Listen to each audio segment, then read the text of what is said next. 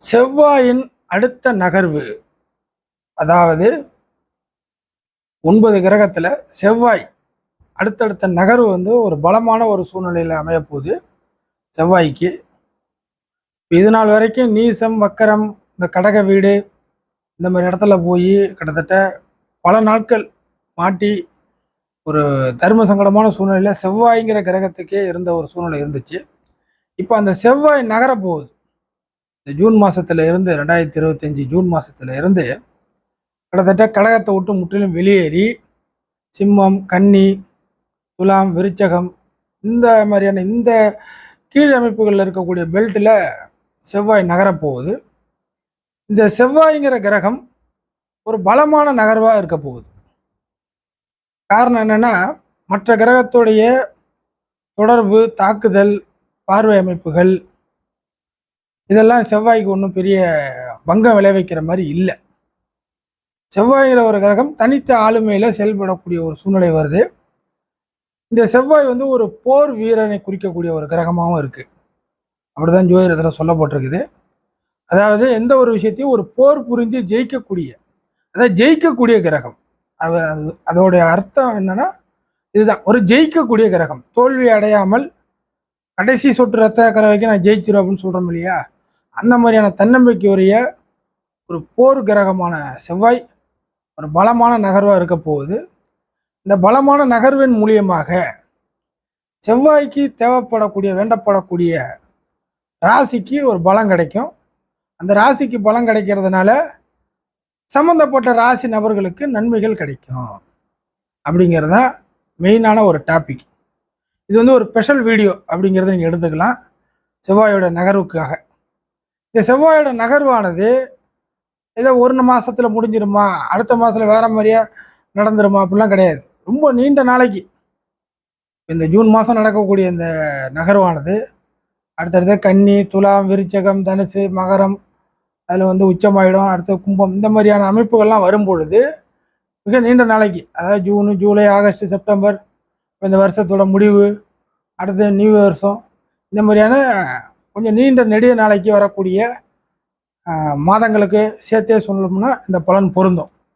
ஆக செவ்வாய் கொடுக்கக்கூடிய பலன் ஒரு பொதுவாக எல்லா விஷயத்திலையும் சேர்த்தே சொல்லிடுறேன். ஒவ்வொன்றா என்னென்ன விஷயங்கள்லாம் செவ்வாயோட முதன்மையான விஷயங்கள், அதாவது செவ்வாயோட காரக விஷயங்கள், அதுக்கப்புறம் சம்மந்தப்பட்ட வேண்டப்படக்கூடிய ராசிக்குள்ள ஆதிபத்திய விசேஷங்கள், இதெல்லாம். அதாவது இன்னும் தெளிவாக சொல்லணுன்னாக்கா, செவ்வாய் இந்த கிரகத்தை வச்சு சம்மந்தப்படக்கூடிய ஒவ்வொரு ராசி நபர்களுக்கும் கிட்டத்தட்ட ஒரு தோல்வியின் அமைப்பில் இருந்தால் கூட அது வெற்றியாக மாறும். இதுதான் ஆரம்பத்தில் போர் கிரகம், போர் வீரனை குறிக்கக்கூடிய கிரகம்னு சொல்கிறது. அதாவது உங்கள்கிட்ட ஒரு சக்தி இருக்கும், உந்து சக்தி இருக்கும், வாய்ப்புகள் கிடைக்காம, இல்லை நீங்களே ஒரு வழி தெரியாமல் எது சொதப்பி வீணாக போயிருப்பீங்க. ஸோ அதுலேருந்துலாம் கொஞ்சம் வெளில ஒரு தோல்வி அடையிற அமைப்பில் இருக்குது, இன்னும் அவ்வளோதான் முடிஞ்சு, உங்களுக்கு தேராது ஆகாது அப்படின்னு ஒரு கைவிடப்பட்ட நிலையில் நீங்கள் இருந்தால் கூட இதுக்கு மேற்பட்டு செவ்வாயினால் உங்களுக்கு கை தூக்கி விடக்கூடிய சமாச்சாரங்கள், சம்பவங்கள் நடக்கும். ஸோ தோல்வியின் விளிம்பில் இருந்தால் கூட நீங்கள் மறுபக்கமான வெற்றியை பார்க்க முடியும் என்பது தான் இந்த செவ்வாயின் பலமான நகர்வு அப்படிங்கிறத எடுத்துக்கலாம். சரி, இந்த செவ்வாய் நகர்றதுனால, அதாவது கடக வீட்டில் ஒரு குழப்பமான சூழ்நிலை செவ்வாய் இருக்கும். இதனால் உடல் அமைப்புகள், அதாவது ஆரோக்கிய ரீதியாகவும், மன ரீதியாகவும், பணம் மணி ரீதியாகவும், காரியங்கள் ரீதியாகவும் பல விஷயத்தில் தோல்வி அடைஞ்சிருப்பீங்க.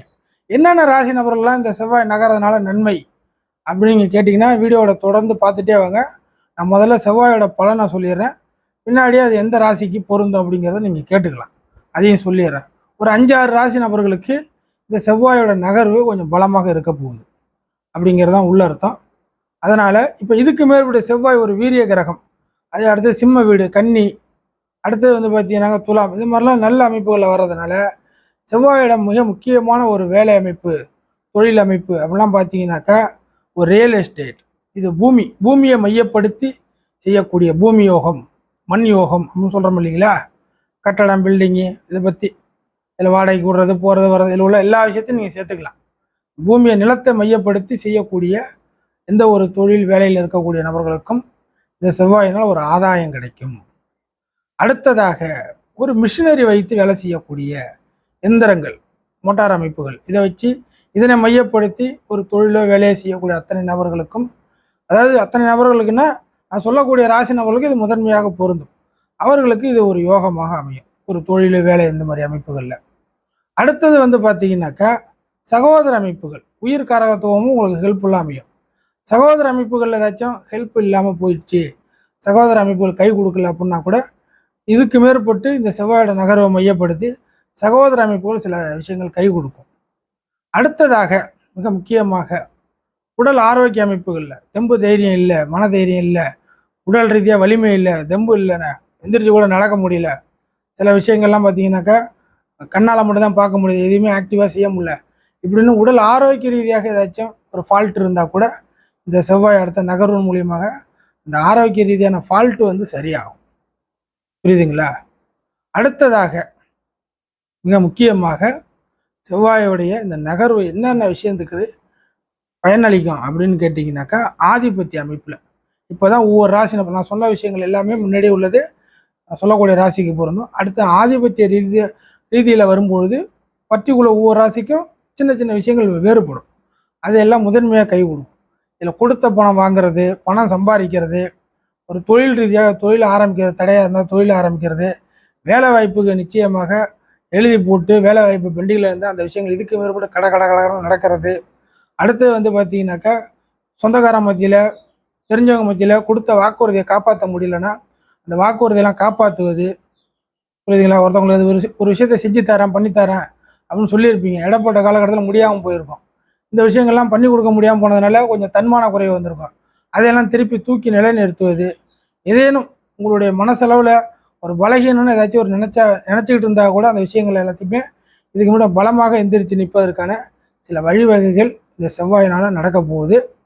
இந்த செவ்வாயினால் நடக்கக்கூடிய ராசிகள் முதன்மையாக கடக ராசி, அடுத்ததாக சிம்ம ராசி. இது முதன்மையாக கடகம் சிம்மம் அப்படிங்கிற ஒரு அமைப்பு வரும் பொழுது இந்த ரெண்டு ராசிக்குமே செவ்வாய் வந்து முழு யோக கிரகமாக மாறிடும், ஆதிபத்திய ரீதியில் யோக கிரகமாக மாறிடும். அடுத்ததாக மீன ராசி, 7.5 சனி நடந்துகிட்டு இருக்கு கரண்ட் சுச்சுவேஷனில்.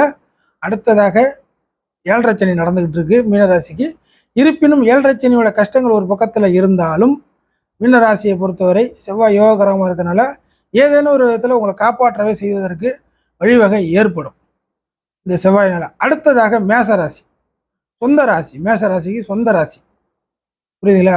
இந்த சொந்த ராசியாக இருக்கிறதுனாலையும் அதே சமயம் அட்டமாதிபதி 8 சார அமைப்புகள் அதில் உள்ள நட்சத்திர அமைப்புகள்லாம் சேர்த்து வாங்கினதுனாலையும் கிட்டத்தட்ட 8ஆம் இடமான விருச்சகத்தையும் வாங்கினதுனாலையும் மேச ராசிக்கு கிட்டத்தட்ட ஒரு 80% நிச்சயமாக இந்த செவ்வாயோடைய பலமான நகர்வு உங்களை ஏதேனும் விதத்தில் கட்டி காப்பாற்றும் அப்படிங்கிறத எடுத்துக்கலாம். அடுத்ததாக தனுசு ராசி, புரியுதுங்களா? அடுத்ததாக தனுசு ராசி.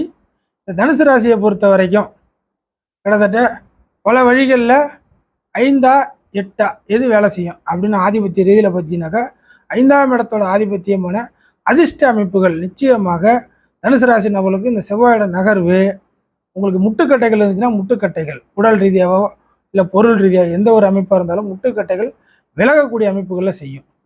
ஃபைனலாக கிட்டத்தட்ட விருச்சிக ராசி. ஃபைனலாக விருச்சிக ராசிக்கு இந்த செவ்வாய் ராசிநாதனாக இருக்குது, ப்ளஸ் 6ஆம் இடத்த விதியாக இருக்குது. இந்த வம்பு வழக்கு, பஞ்சாயத்து, கோர்ட்டு கேஸு, ஊர் தகராறு, வாய்க்கா தகராறு, குடும்ப தகராறு, இந்த மாதிரி தகராறு பிரச்சனைகளை முதன்மையாக தீர்ப்பதற்கான வழிவகைகள் கிடைக்கும். அதற்கு அடுத்ததாக உங்களுடைய மணி சம்பாதிக்கிறது, இந்த மாதிரியான ஏர்னிங்ஸ் அமைப்புகள்லாம் இந்த செவ்வாய் ஒவ்வொரு விஷயத்தில் கொடுக்கும். இது ஒரு 5-6 ராசி நம்மளுக்கு செவ்வாயோட நட்பு அமைப்பில் இருக்கக்கூடிய ராசிக்கு. இதையும் தாண்டி அடுத்தடுத்த இன்னொரு பெல்ட், இன்னொரு 6 ராசி இருக்கு இல்லையா, அந்த ராசிக்கு செவ்வாய் ஆப்போசிட் பிளானட். ஆக அந்த ஆப்போசிட் பிளானட்டுக்கு இதுக்கு இந்த அமைப்புகளுக்கு நன்மைகளை செய்யும், ஆப்போசிட் அமைப்புகளுக்கு எதிர்ப்புகளை செய்யும். ஒருத்தன் வாழணுனாக்கா ஒருத்தன் வீழணும், இதுதான் கான்செப்ட். ஒருத்தன் வீழுனாக்கா ஒருத்தன் வாழ்வான். இது உலகத்தில் நமக்கு எல்லாம் தெரிஞ்ச விஷயம்தான். அந்த அமைப்புப்படி செவ்வாய் தைரிய வீரிய கிரகமான இந்த அமைப்புகளில் ஒரு பலமான சூழ்நிலை இருக்கிறதுனால சொல்லப்பட்ட இந்த 5-6 ராசி நபர்கள் இதுக்கு மேற்பட்ட செவ்வாயினால் ஒரு துன்ப அமைப்புகள்லாம் இருக்காது. எதையுமே எதிர்த்து நிற்க முடியும்.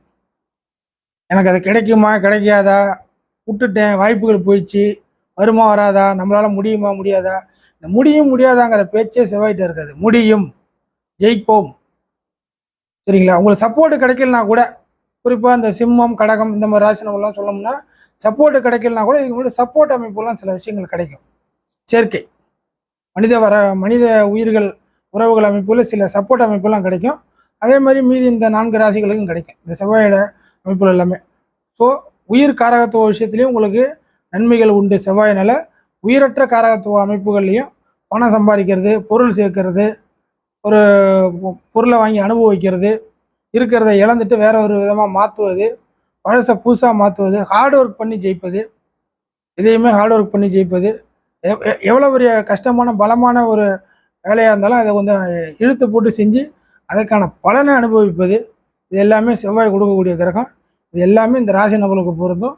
இந்த ஜூன் மாதம் 6ஆம் தேதியிலிருந்து கிட்டத்தட்ட பல மாதங்கள் இன்மலுக்கு செவ்வாய் வலுவே குறையாதுங்கிறதுனால இந்த வலிமையான அமைப்புகளில் என்னென்ன செய்ய முடியுமோ யார் யாரெல்லாம் எதெல்லாம் ஐடியா வச்சுருக்கீங்களோ செய்து கொள்ள முடியும் இந்த ராசி நபர்கள் எல்லாருக்கும்.